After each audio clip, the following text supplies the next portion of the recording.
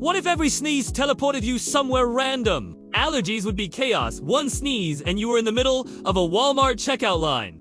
Next one, you are backstage at a K-pop concert. Job interviews. So tell us about your Now you're inside a volcano. Weddings.